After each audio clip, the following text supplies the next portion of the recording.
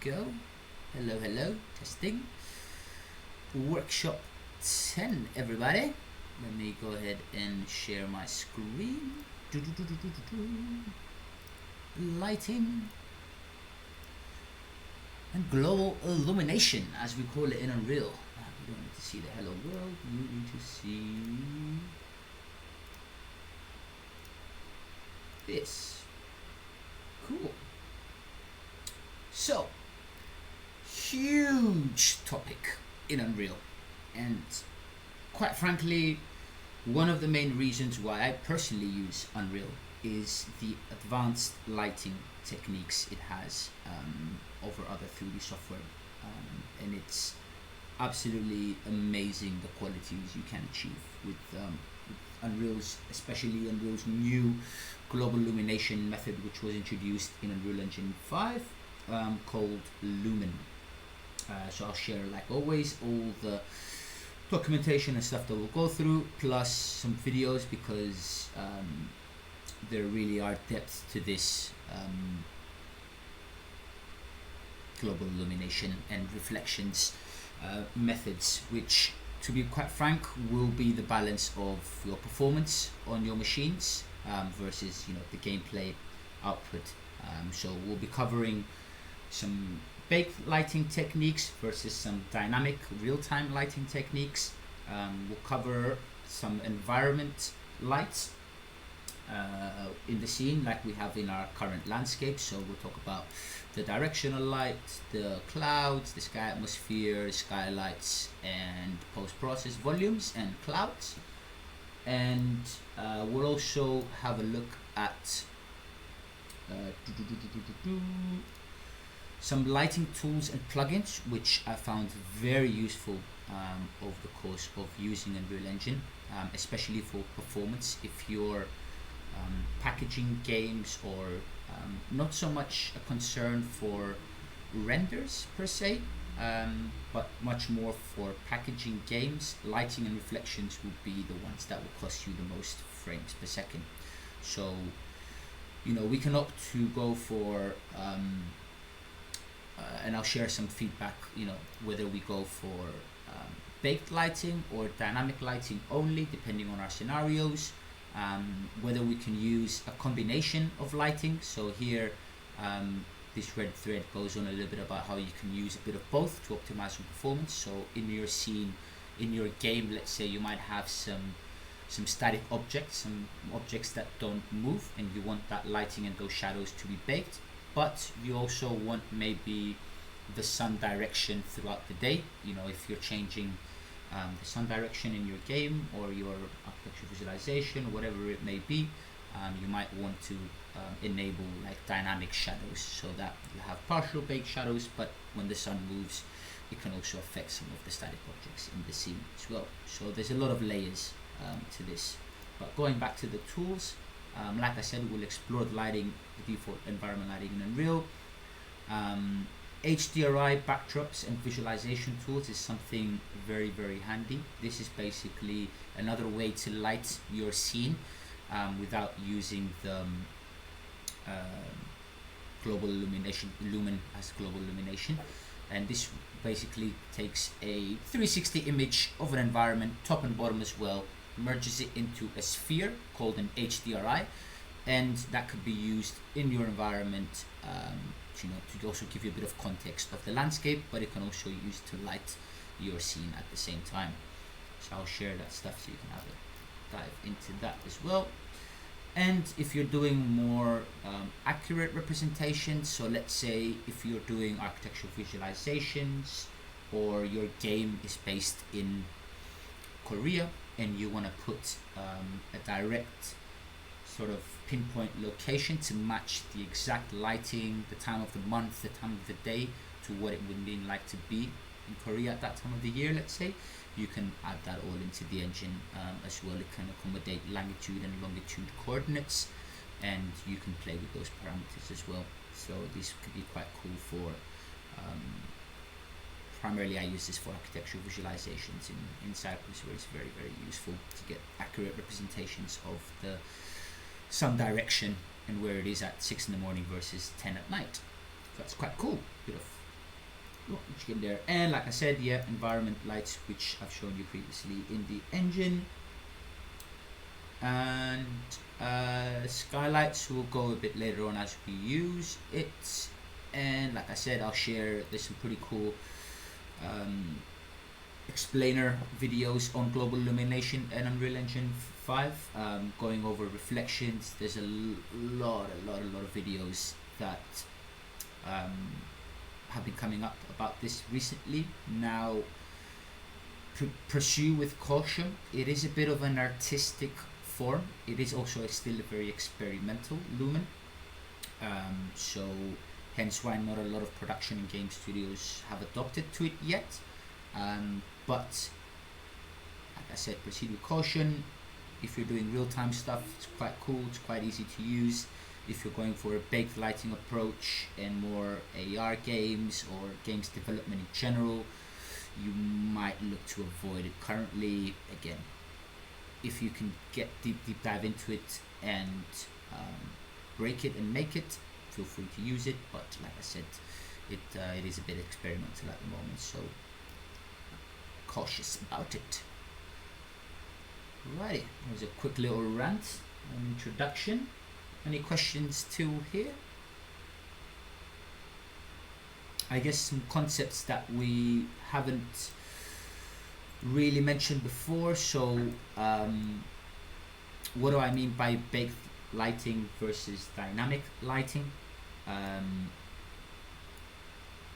Baked lighting will allow you to take everything into the scene into consideration, the lights, the shadows, everything that we have, and compress it into a file that Unreal calls a light map.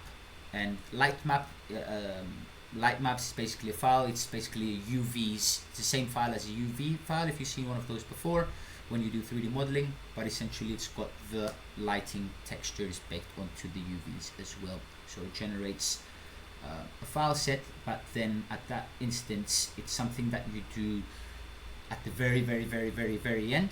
It's something you continue to test as you develop, but it's something that you do much at the end of the pipeline, because if you bake your scene, and that process can take quite a long time for landscapes and big environments, not so much for interior spaces, but yeah, big for landscapes and foliage. I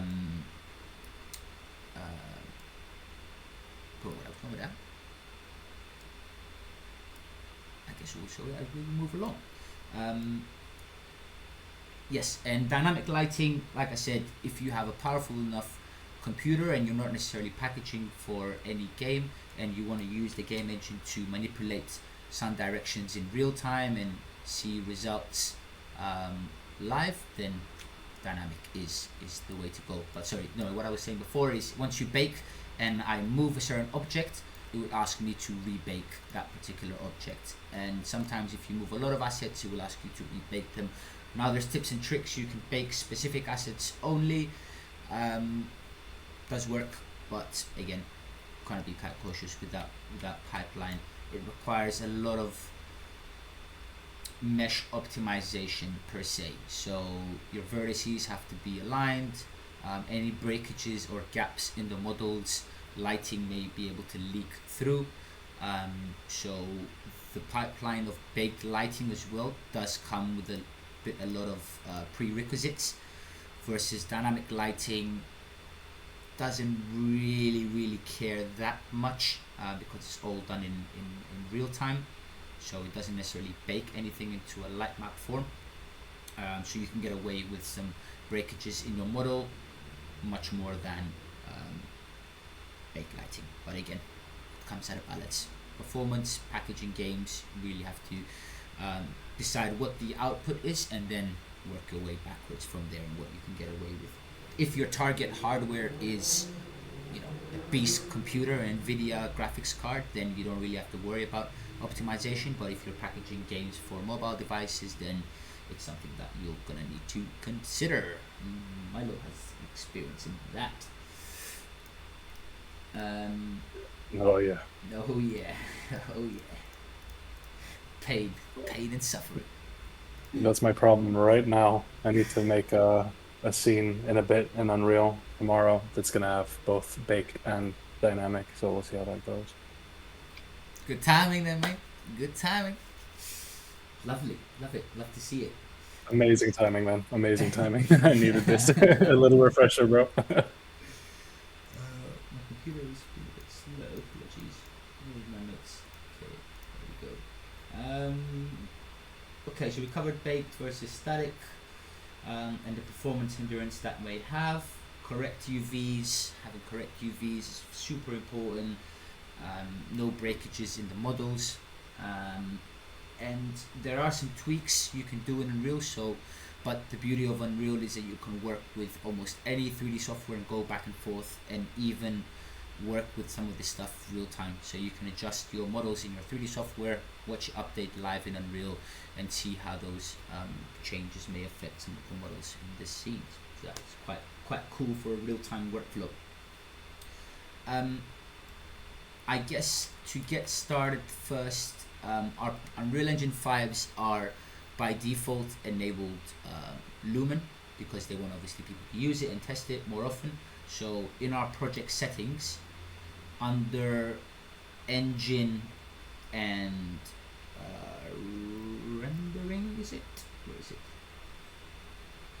Yes, under engine and rendering. So if your project settings are not open, go to window or edit project settings, pick that up, and under the render engine render settings, if you scroll down to global illumination and reflections, we've previously at some point towards the end of one of the workshops, we've set that to none, just to demonstrate the frame rate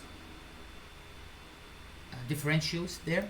But if you set that from none to Lumen, or see the options there, typically your project will come by default in Lumen. Now, like I said before, if you don't want to use Lumen or any, and by default just go for baked lighting, then I would suggest setting it to none. But because today we're going to work with a few Lumen parameters, let's just set that to Lumen.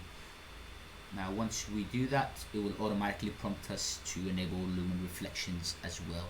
Now, we don't have to, but it just works well together. So bear that in mind. It will automatically ask you to do that, but you can change that back if you wanted to. And under reflections, there is a reflections captures resolution by default that's set to 128. So it goes 4, 8, 16, 32, 64, 128, 256, 512, 1204, etc. So if your reflections in your scene are looking quite low res, I won't adjust this now because that starts to compile shaders. But if your reflections in your scene, so let's say you're working with some interior spaces, don't look quite right, you can adjust the reflection resolution right there. That will come very handy for you tomorrow. I know that's a tip. Tips. And if we scroll down the list now, I won't dive too much into detail of what hardware ray tracing does, but it's basically a feature of our graphics cards, either NVIDIA, AMD, whatever we have. Hardware ray tracing, I mean, the term pretty much explains it itself. It sends a bunch of rays and it fires back and gives us feedback to the camera. So, you know, if it's telling it what to render on the screen, so that can also help us save a bit on performance. So by default that may come turned off, turned on, I'm not quite sure, depending on the project template that you choose.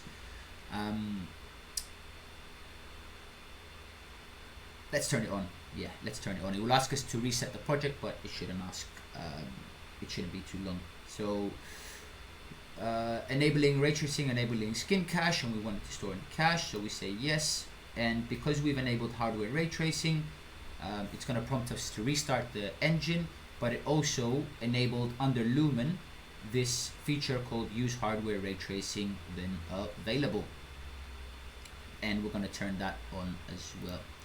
Now, we're not going to go too much in detail of the ray lighting mode and translucency and reflections and software ray tracing mode. That's slightly more advanced, but I suggest looking into that if you're working with some interior spaces. They're quite handy. And I'll keep it there for now. We're just going to restart our engine. If you haven't saved, it's going to ask you to save, and we'll let that load.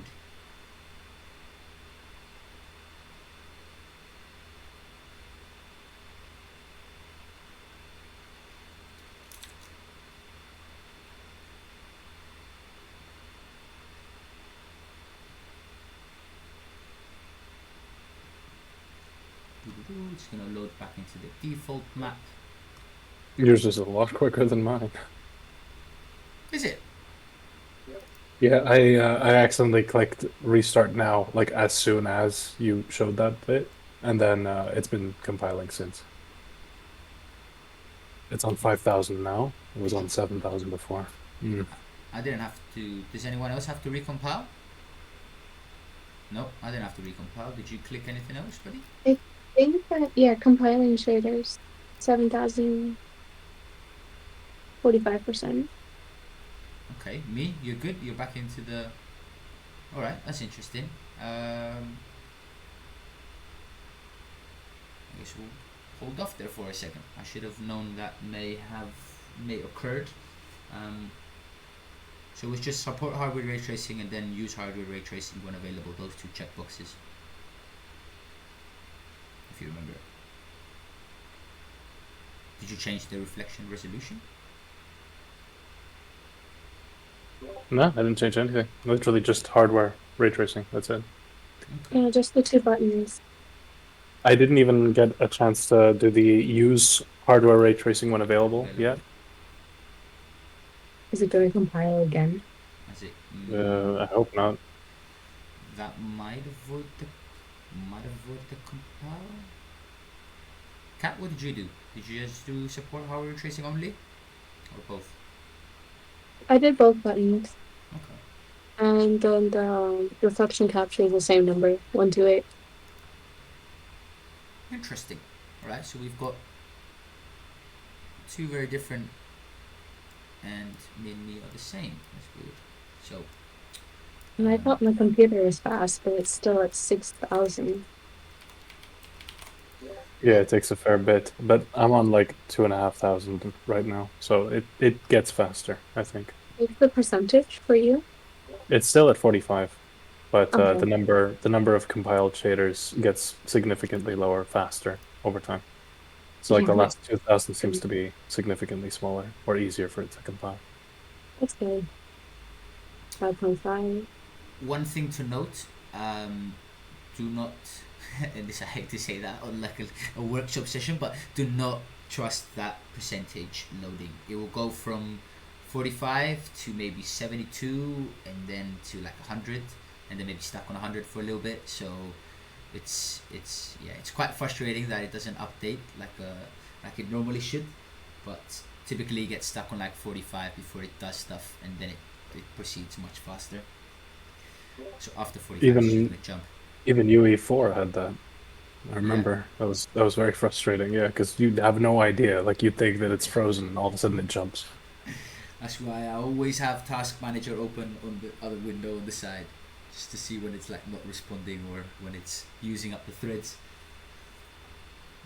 You gotta be informed. Yeah, you gotta know. Okay, I guess for the next bit, you guys don't necessarily have to try. This is more for just a general understanding. But I believe we previously covered this before, where if you go to Windows and Environment Light Mixer, that brings up an interface with all our environment lights in. Now, when I mean environment lights, I mean the directional light, the exponential height fog, the sky atmosphere, the skylight, and the cloud, volumetric cloud. Those 5 components are the key components to what makes this beautiful looking sky in the current setup that we have now. So we're not using any HDRI, we're not using any other plugins. These are the default environment lights and sky atmosphere VFX that we're going to use going forward. So because we've created all of these, they don't appear here in the list, but if you create a blank project and you don't have anything in there, a blank level and it's just black. If you go to Windows and Environment Light Mixer, it will ask you to create all of these. I believe we covered that in an earlier tutorial. Now in here we can, see a lot of the components together, and we can adjust them together simultaneously. So we can change the light intensity from here to go from 10 to like 100. See what that does.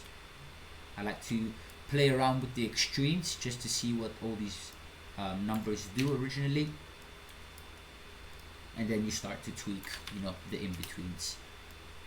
If I want to change the light color, make it a little bit more orangey,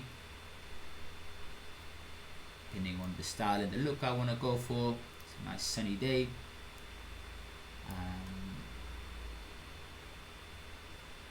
Directional light will look at mainly those two components. If you are looking into designing, if you have rooms or caves or things in your environment or in your game that don't necessarily take directional light, so what I mean by that is, now this environment is openly covered, right? There's no roof, so the light is flowing in naturally.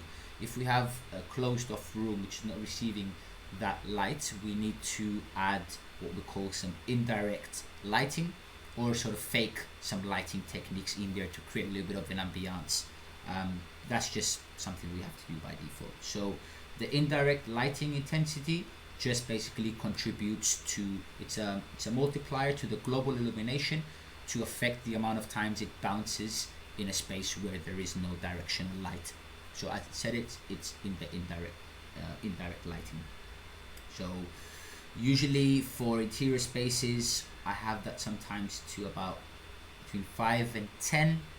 Again, you can tweak that and see how it works. Right now, we won't really see a big difference in our open world, but feel free to explore that.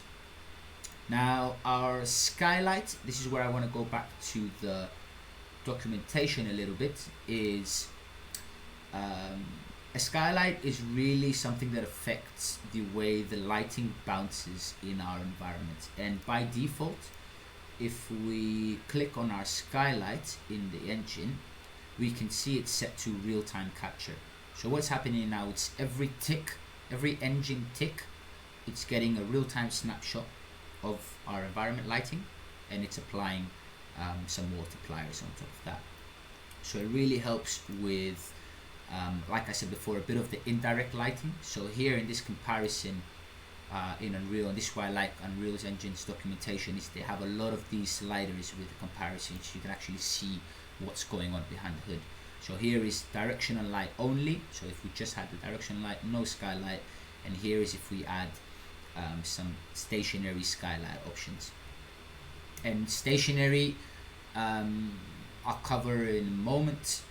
We have static, stationary, movable, but as I scroll, you can see the difference of what that skylight bounce does to the environment, especially for interior spaces, like I said, not so much for outdoor spaces. So yeah, quite cool to play around with these techniques. Now, going back to the skylight, I guess we can see it here. Under the mobility section, we have currently set to movable, which is, if you hover over it, you can see what it says: totally dynamic, hold scene world dynamic shadows, slowest rendering. So really nice. That's if we go to stationary, we can see here, can't move, allows partially baked lighting and dynamic shadows for movable objects. So this is basically what we use if we want to go for an in-between of baked lighting and static lighting. And obviously static is the definition of fully baked lighting and fastest rendering, as it says here. So fully baked lighting, more FPS; movable lighting, less FPS. Straightforward. Static, in between, bit of a middle ground to find a bit of balance. Now our skylight, I'll leave it at real time, but feel free to explore some of the functions underneath, such as the resolution, the scale. Like, it very much acts like a directional light. It's got an intensity scale, it's got a light color, it's got an indirect light, and most of the times you'll use these together. You might reduce the intensity of the directional light and increase the intensity of the skylight just to give it more of that bounce. But typically, like I said, it's really an artistic form.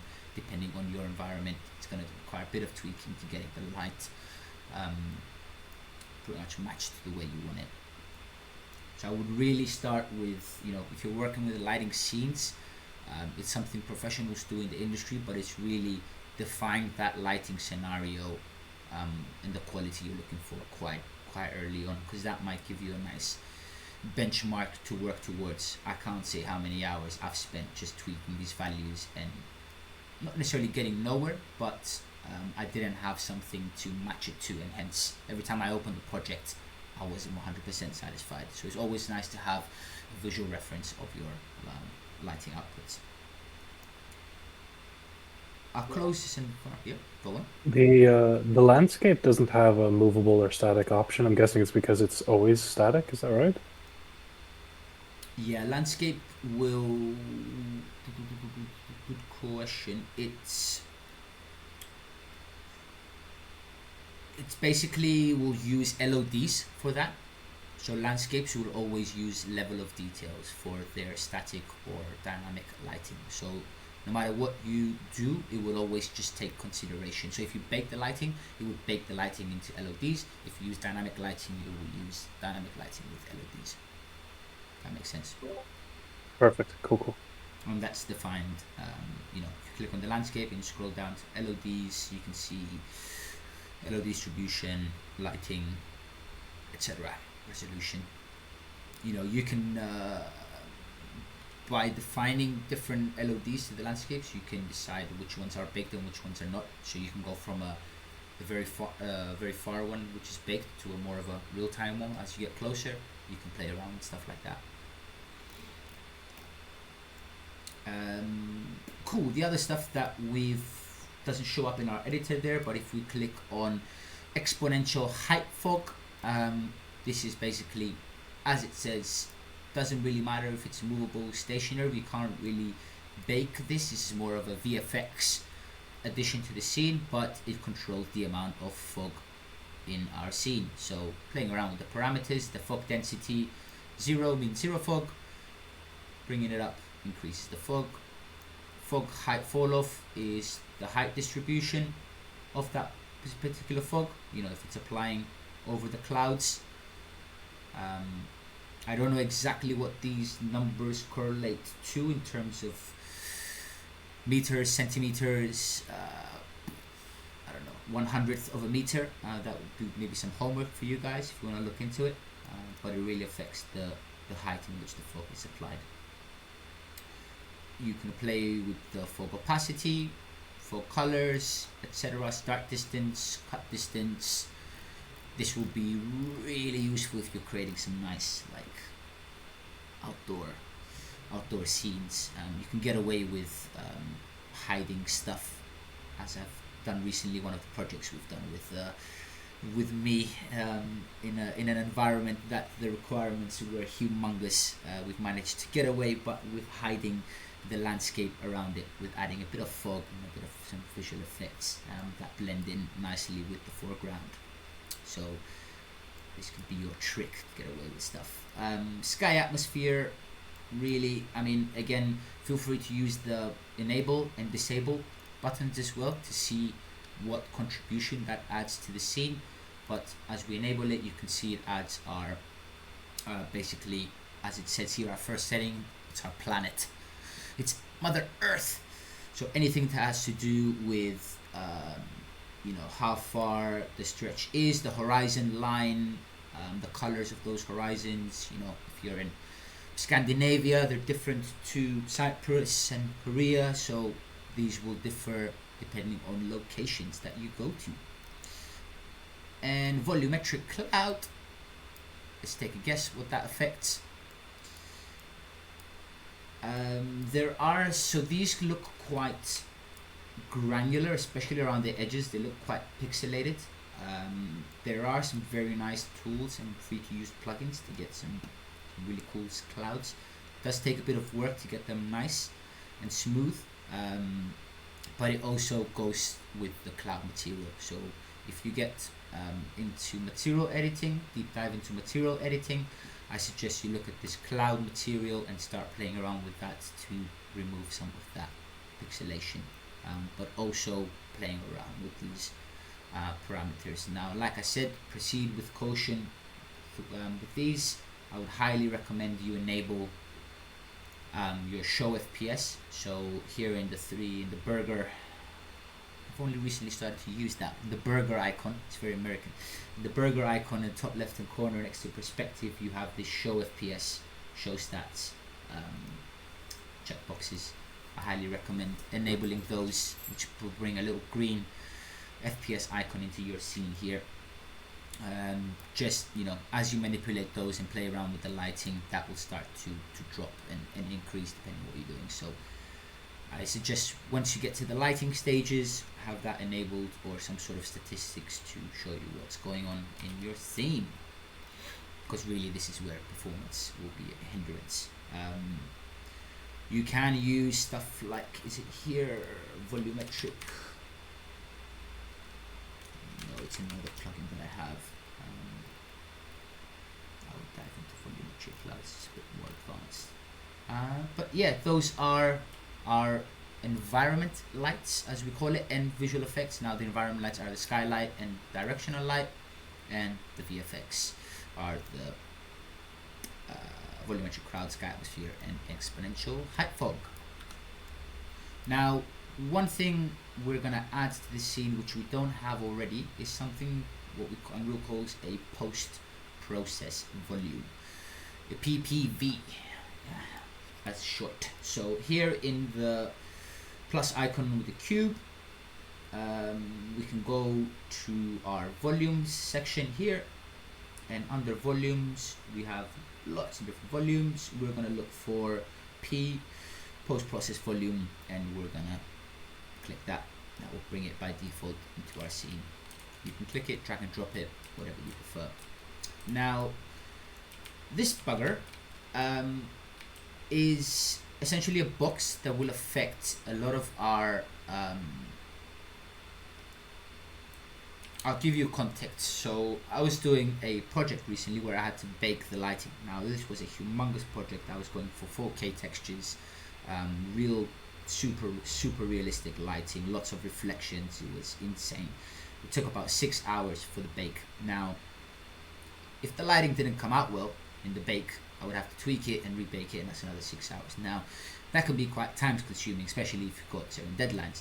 So having an understanding of where to use the post-process volume in balance with either lumen or baked lighting is really important, because you can, you know, bake the lighting to a certain point and then play around a little bit with those post-process effects. Now I'm not saying that, you know, you're gonna bake your lighting to the max, and you're gonna increase your lighting scale to like 1000, which is gonna blow your scene up, and then you're gonna reduce the exposure, let's say in your post-process volume or your gain. Let's say I wouldn't recommend that.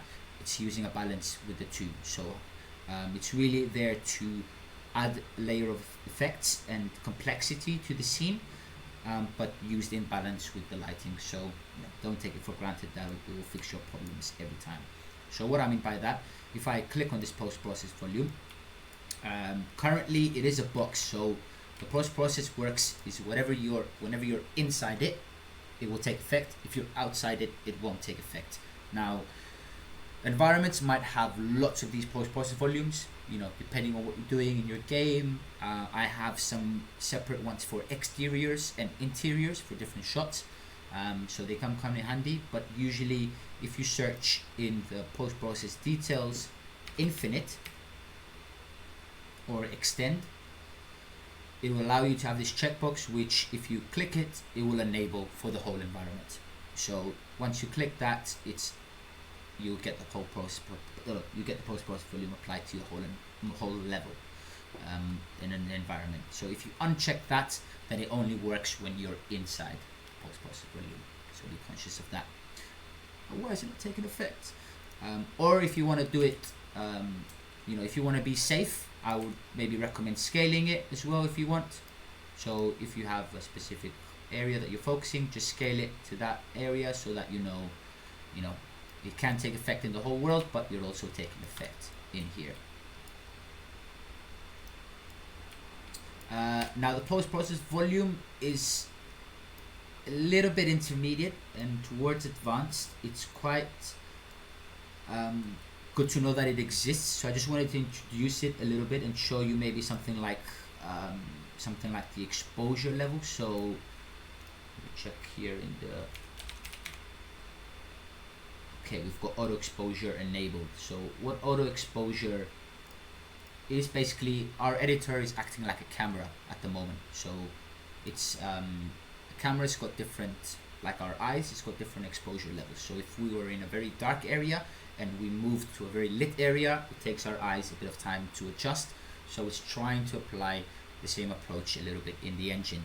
Now we can play with those parameters a little bit, so we can define how much of that exposure is adjusted, whether it's quick. Depends if you're doing some nice camera shots, you want that to happen quite rapid, or you want to completely remove it, in my opinion. But again, depends on what you do. You might want to set different values to that. So currently if I enable it, it's on auto exposure and our compensation is set to 1. Now if I start to reduce that, you can see that's taken effect to the global lighting of the scene. So this is where I was talking about earlier about maybe a cave environment or an interior room. If you're going for an exterior place to an interior room, you might want to have different post-process volumes for that, because your exposure levels might be different outside than inside. You want to get a balance of both, but sometimes you probably want to adjust this. And the ranges of how it applies, there's a exposure is one thing I commonly use with the post-process volume, so that's why I wanted to bring it up. But feel free to explore all the other settings. It's basically insane what you can do with this. You can add color grading, like saturation to your scene, if you're creating some cool games, or want to showcase your point cloud data, quite cool. With different parameters, you can change shadows, midtones, highlights, the way your camera acts, global illumination settings. So if you really want to boost, if you really want to make your graphics card cry, I suggest you look at global illumination settings in the post-process volume. They will really take an impact, and I'll show you. For instance, if I check this lumen scene lighting quality, I'm now at 35-40 FPS. If I make that 40, I'm now at like 10, barely 10 to 20 FPS. So that has a crazy impact on the lighting. But if you've got good graphics cards, I suggest to go crazy.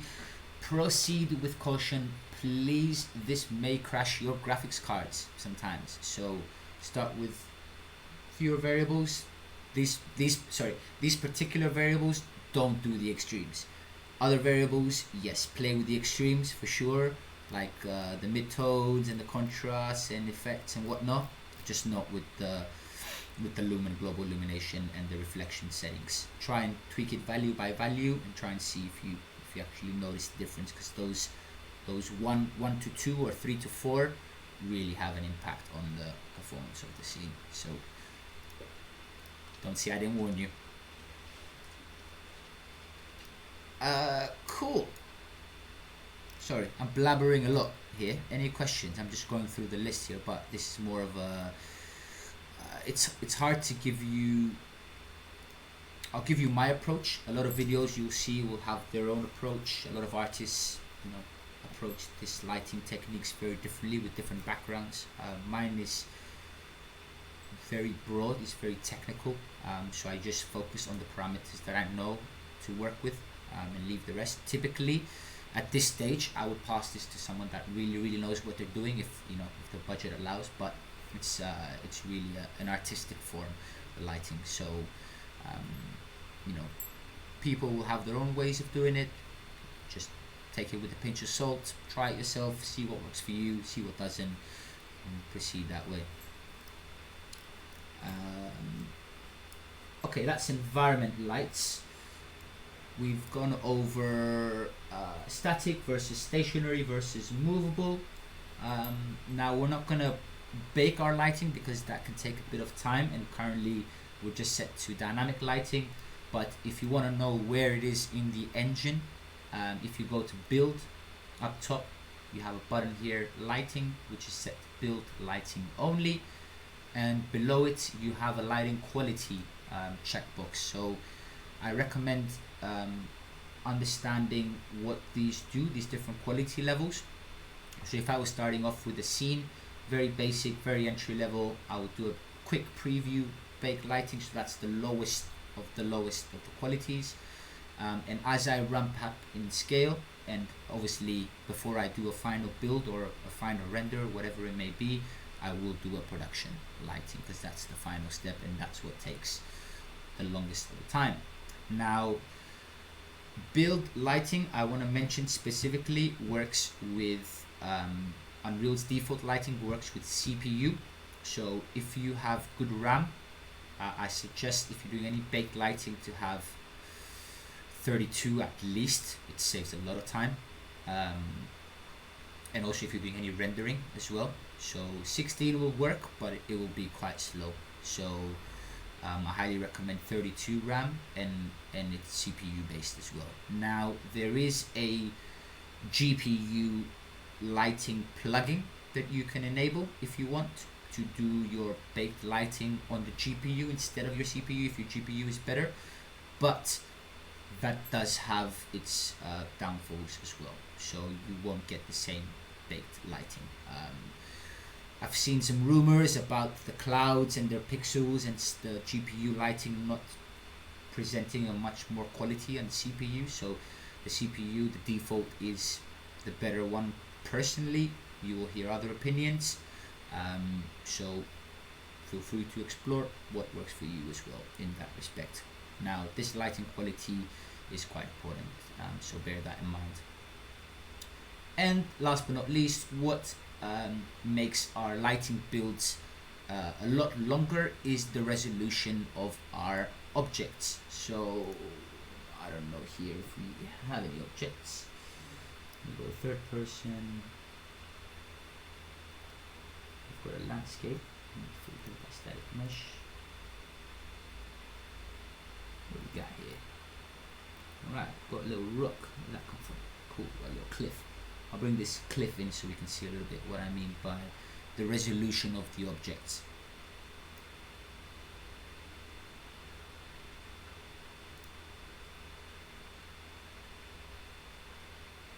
That's a big rock. That's a granite rock probably.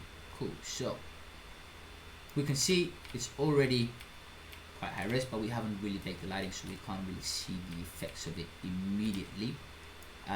But if I search under this object light map, it automatically comes up with this light map resolution. So what I said earlier about what happens when you bake lighting is Unreal Engine will take all the static meshes in your on your level, your landscapes, your trees, whatever you have. It will take the UVs of each one of those objects and compile it all into a file, broken down into multiple files, compressed multiple files that will consolidate of your baked lighting of your environment. Now, the resolution of those meshes is what will impact that lighting time. Now, if objects are receiving a lot of light, so if you're working with, let's say, interior spaces and you're lighting the scene quite well, especially interior ones, then floors and walls as such will have a much higher resolution because they're receiving a lot more light, and you want that light to bounce and receive evenly on the surfaces. Whereas stuff that's in the background, maybe a book or a bookshelf or a lamp, something that's just sitting there as an object, might not require that much lighting visibility, then you might look to lower that resolution of that mesh. So again, most of it by default will be coming in at 64, but higher objects that will receive more lighting, I suggest looking at values of 512 or 124 as well. Now, as I adjust this, like I said, you won't really see it being apparent now in the scene, but make a note of it, because as you start building lighting and you start changing these resolutions, you will start to see the impact. Now, what I would recommend is to not go too crazy with these. So start with a low resolution, bake the lighting in like a medium scenario, see what that gives you. You know, obviously if you build to a production quality, that is something you're gonna have to predict that will get better. So if it doesn't look quite right in the medium quality, it might not necessarily be that you need to up the resolution. You'll just do the production, which will be much better. So you'll see that as you use it, basically. So general rule of thumb, you know, it's all in intervals of powers of 2. So 1, 2, 4, like I said, 8, 16, 32. So keep that in mind, 64. You don't want to go below 64, as the default is 64, because then the lighting will look completely terrible if you bake it. But not so much of an impact if you're doing dynamic lighting. So if you're doing dynamic real time, I wouldn't be concerned about that too much, because we're not necessarily baking. If you are doing a mixture of both, then that is something that some of your objects will have. Some of your objects will have higher density, some of them will not have, some of them will have a lower density. Cool. Lovely stuff. Lots to go on at lighting. This should be like a 6-week tutorial just on its own, but I'm trying to compress it into an hour, so apologies if it's all coming a bit much, but I think we covered a bit of the basic lights in the beginning stages, like point lights and spotlights and stationary lights. I'm happy to go over that again if you missed that or want to see a little bit of that as well.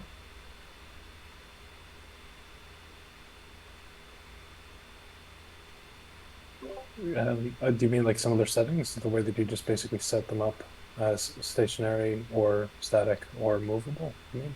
Yeah, basically stuff like that. There's not much else. I mean, to start with, I would recommend looking at those. I wouldn't go into much detail. You know, when you're using different lights, the main these now we're going into more of our scene lights. So you have environment lights, and then you have scene lights. If you have multiple of these lights and you want to create lots and lots of different lights, I suggest you use the light mixer. So same as the environment light mixer, we also have a scene light mixer. So instead of using environment light mixer, we're going to use light mixer. Now I appreciate the two might be a little bit confusing, but under window, jump to light mixer, and in here it's going to bring a window of all the lights in the scene. Now I know direction light is in there, so it's a bit confusing, but you know, if you multiply all these lights in your scene, you create lots of them, they will start to appear here, so they're easier to manage in this light mixer than looking for them in the browsers themselves. And here you can shift select and manipulate them all at the same time. Does that include materials that are lit on objects or not? No, not emissive materials on objects. Okay. Emissive one is quite a useful one if you're going for lumens, so we can have another session on that if you want. I appreciate you might need some of that tomorrow, so feel free to give me a shout. I'll be online, man. Cool. If you Thanks, have any man. questions. Appreciate it. But emissive materials can be quite handy. They are very low on performance and very useful in certain scenarios, especially if you want. Yeah. I was going to say, presuming that you make everything in a scene static, right, including the lighting, and then you build the lighting, that would be entirely baked. And then I set, let's say, a random object to be a movable object set up in the light that's movable. That would then be the dynamic light. And then in theory, the scene would be a mixed lighting setup, or would there be other sort of things that I would need to consider? You need to consider enabling dynamic lighting on your static objects. So even though the lighting would be baked, when you move that lamp, you want the shadows to adjust in real time, right? So you need to set the shadows of those objects to be dynamic. so that they Okay. can receive shadows from a dynamic light. Otherwise, it's all going to be baked, and when you move that light, nothing's going to change in your scene. Okay. All right. Yeah. Now, because I think in this particular use case, it actually might be helpful to not have any of the real-time lights actually influence the environment, because it kind of just needs to look very dark. But I guess I'll see. I'll experiment and see what works. Oh yeah, absolutely, absolutely. Mm. Yeah, I don't recommend using the environment lights all the time. I mean, it's really Mm. a scenario basis. If Yeah. you want to get like, if you're doing something and you just want to looking out the window kind of thing, and you just want something in there in the background, I would go for the HDR backdrop. You set that as a sphere in your volume, and that's your background image. So if you look out the window, it's going to be a little bit blurry on the outset, so you can get away with like a fake outdoor environment if you're not really going outside. I think in this case, it's just going to be like inside a theater hall kind of situation. Yeah, just So all yeah, you'll be doing I- is point lights and point lights everywhere. Yeah. basically the default rectangle lights and spotlights as well, for sure. Yeah, I wouldn't Perfect. do any environment lights. Definitely post process volume, but maybe no environment lights. Okay. Nice. Thanks, man. Appreciate it, bro. Good. So I guess the lights themselves, the components that they have, that it's quite interesting to look at. So all of them the same, and anyone you choose, point light, spotlight, rec light, they all have the same, similar and all the same parameters. Intensity, units, have a look into it if you're interested. This can be quite advanced. You can actually get an accurate spotlight profile. So when you create spotlights in your environment, you're using exactly the same profile as what the lamp in your room might be. So you can get that information exactly and match it in Unreal, so you can do some pretty accurate lighting scenarios. Attenuation radius is how far that lighting takes effect, so this little sphere around it. Source radius, soft radius, a bit more advanced, but that's basically the size of the bulb.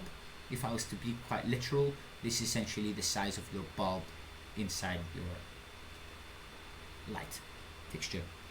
And temperature, again, affects pretty much like the light color. If you change that, I just meant to do the attenuation radius. If you change the temperature of that, higher you go is colder, the lower you go it's warmer. Now our environment is quite lit, so you can't see the difference of that. Bring that back down. You see the auto exposure getting to play. I really dislike this auto exposure personally, so I recommend disabling it. It's hard to work with in the lighting scenarios. But you can see as I bring this temperature value down and up, it's changing the lighting temperature on the floor. So that's quite a neat thing to look at. And like our directional light, it also has indirect lighting intensity. So for you, Milo, instead of adjusting your indirect lighting intensity of your directional light, because you're working with interior spaces, you will be looking at the indirect lighting intensity for each of your point lights. Now, because each of your point lights will have a value themselves, they will accumulate over the scene. So that will basically mean that depending on your influence radius, that will impact your indirect light. And obviously if you have 20 lights, you don't want to have this set too high. Whereas if I had one directional light for my exterior space, for my landscape, I can set this to something like 20 and 10. But if I was to set the same value of 20 and 20 to all of my spotlights in my scene, that will just create some chaos of lighting in the environment and some unnatural bouncing of light. So keep those values low for lots and lots of lights. If you're doing one point light just to create a bit of emission in your room, a bit of ambience, you can set that higher and make it act like a directional light, but keep that relatively low for lots of lights. Nice, man. Thanks. That's really helpful. No props. Yeah, guys, sorry I can speak for weeks and weeks on this. I've left some breathing room, towards the end of the last two tutorials, so we can go a bit more into lighting scenarios and techniques, because it's quite an advanced it's quite an elongated workshop itself. So feel free to come up with more questions and try some stuff out. If you're not unsure, like always, drop a message in the Discord. This is like I said, an area of exploration. So if stuff is not happening quite working out how you expect it to be, then I would understand if you've got questions. Literally is the one thing I have open on Reddit all the time. But yeah, just to wrap it up, any more questions up to this point?